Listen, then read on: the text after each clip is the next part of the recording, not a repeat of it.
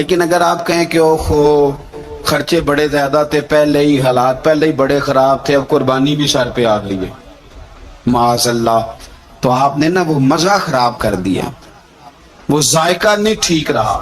وہ تو سودا ہی بڑا قیمتی ہے، وہ کہتا تو ایک دیتا جا 70 لیتا جا، اور نفع ہی نفع، نقصان والا کھاتا ہی کوئی نہیں۔ تو قربانی کا ماحول سمجھے، مزاج سمجھے، پیاری چیز، وہ 10 دن آپ کے پاس رہے، اس سے آپ کو دلچسپی ہو جائے، کبھی آپ اسے دیکھنے جائیں، کبھی گھاس ڈالنے جائیں، کبھی اس کی پشت پہ ہاتھ پھیریں۔ یار نبی پاک کا قربانی کے ساتھ جو ذوق ہے اس کو ملاحظہ تو کریں۔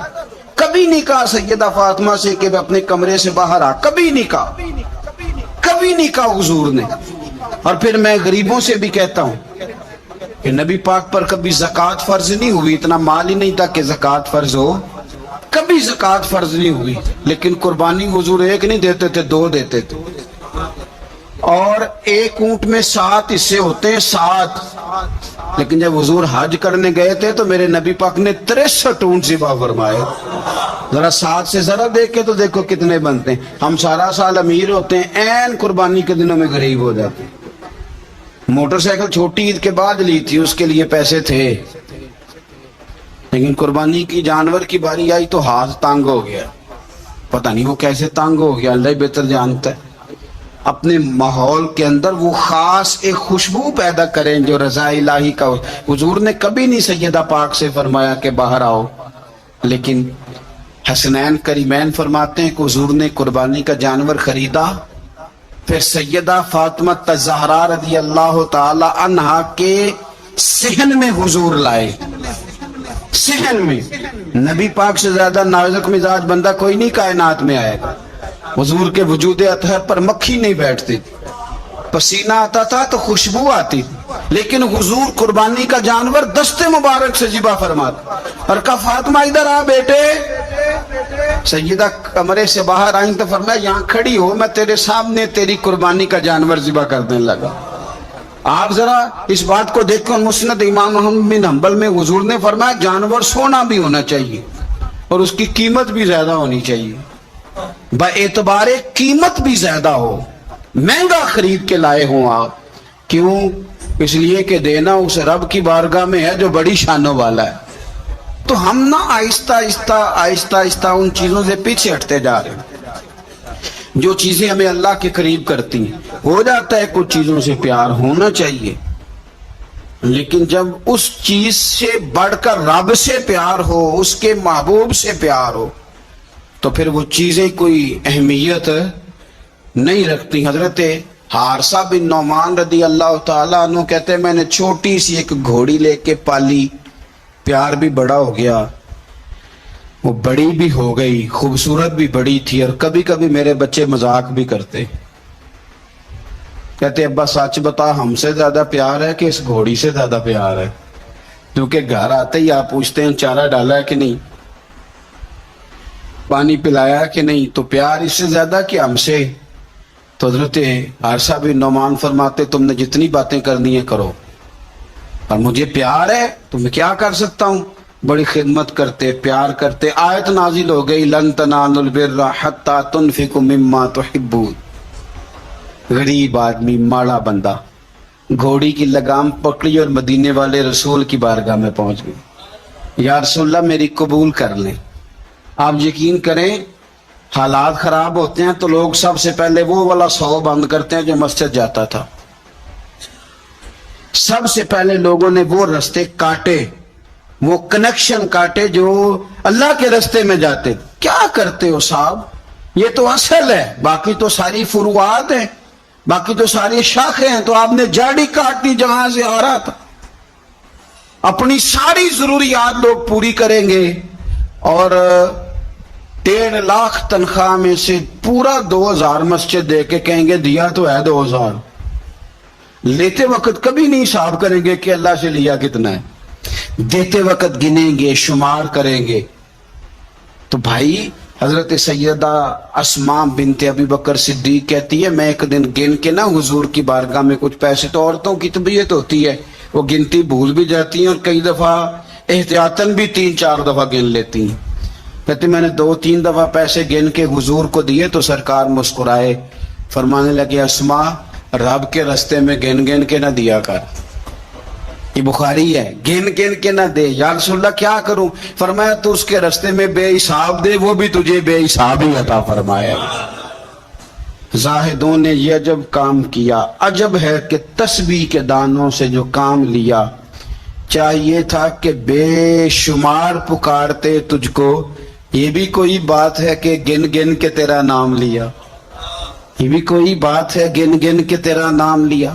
میرے عزیز سمجھ لیں اچھے طریقے سے، حضرت حارثہ بن نعمان گھوڑی لے کے آ گئے، یا رسول اللہ قبول کر لیں، تو حضور نے فرمایا تیری قبول ہو گئی۔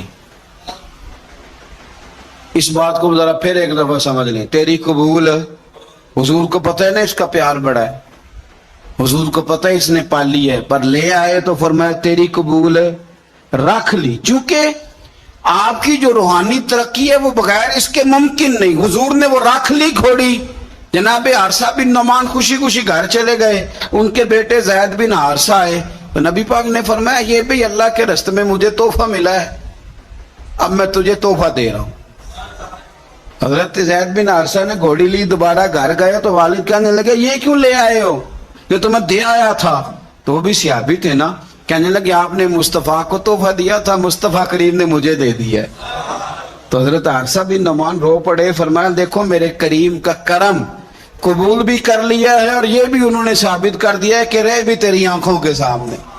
تو اپنا وہ جو خاص ذوق ہے اللہ کی راہ میں کچھ دینے کا، جانور کو قربان کرنے کا، احسار کرنے کا، قربانی دینے، اس ذوق کو کبھی بجھنے نہ دیں۔ دیکھیں نا نبی پاک صلی اللہ علیہ وسلم نے نا حد بیان کر دی، اور میرا خیال ہے یہ حدیث سمجھنے کے بعد بھی اگر سخاوت کا ذوق پیدا نہ ہو تو پھر بندے کو نا سرجری کرانی چاہیے دل کی، پھر اس کو سرجری کی ضرورت ہے۔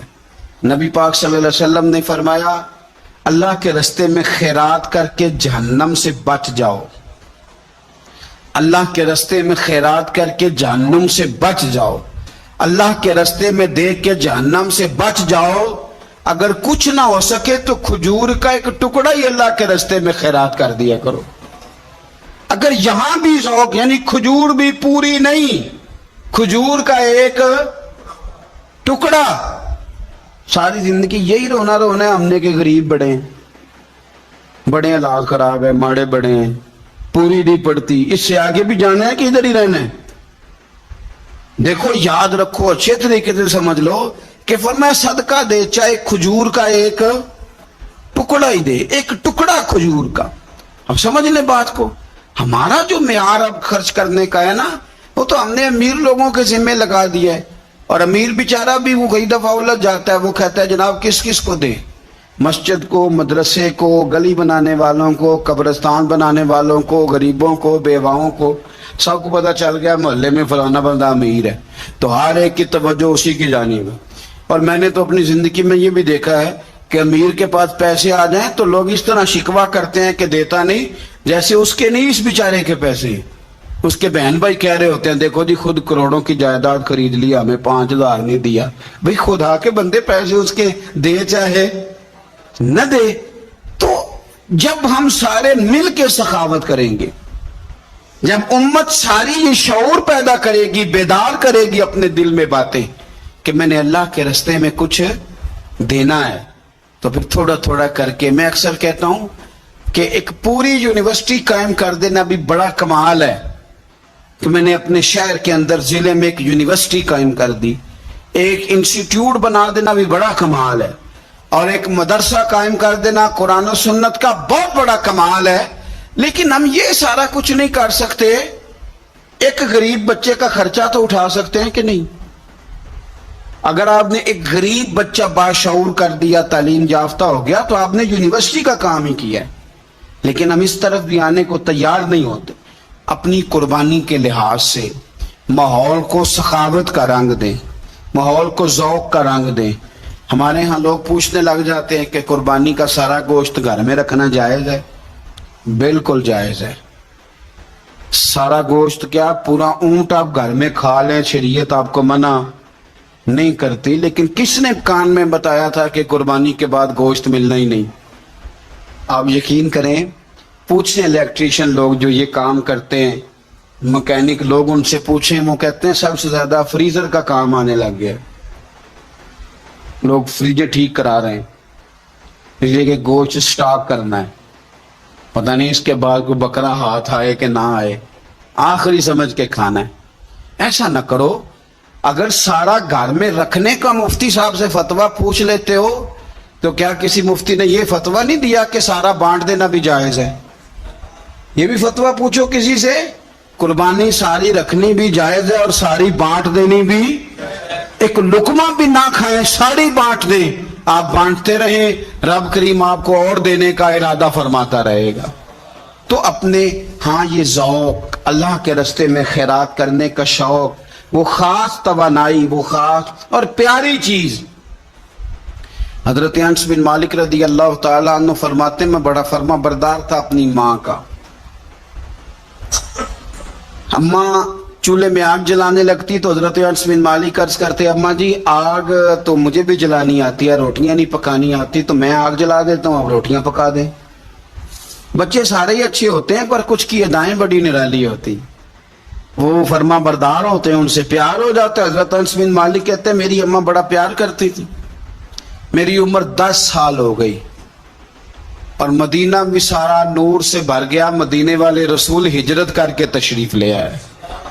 अब ये लाडले बेटे हैं, मां के लाडले, लाडले बेटे। अल्लाह अकबर। मां ने क्या किया, हजरत अनस बिन मालिक का बाजू थामा, मदरसे में नहीं लेके गई, यूनिवर्सिटी में नहीं लेके गई, कॉलेज में नहीं लेके गई, जहां से सारे इल्म जन्म लेते हैं ना, जहां से सारी यूनिवर्सिटियां बनती हैं, उस महबूब की बारगाह में बेटा पेश कर दिया। दिल पे हाथ रख के बताओ, मैंने कह दिया आपने सुन लिया। इश्क हो जाए हमें मुर्शद से, इश्क हो जाए हमें उस्ताद से। लोग बच्चा पढ़ने के लिए तो उनके इदारे में भेज देते हैं। कभी आपने सुना हो कि कोई बच्चा इसलिए भेज दे कि ये आपके घर के काम काज करेगा? ये बड़ा मुश्किल काम है। इंसान को औलाद कमजोर कर देती है, बंदा औलाद के हक में बुज़दिल हो जाता है। वो नहीं तस्लीम करता कि मेरा बच्चा इस तरह नौकरी करे, लेकिन ये शान है उनके गुलामों की। हजरत अनस बिन मालिक का बाजू थाम के मां ने कहा, और मां ने कहा मुस्तकबिल की कोई फिक्र नहीं, लाके हुजूर की बारगाह में पेश किया। अर्ज करने लगी, या रसूल अल्लाह सल्लल्लाहु अलैहि वसल्लम, अनस ना आपके घर के काम काज किया करेगा।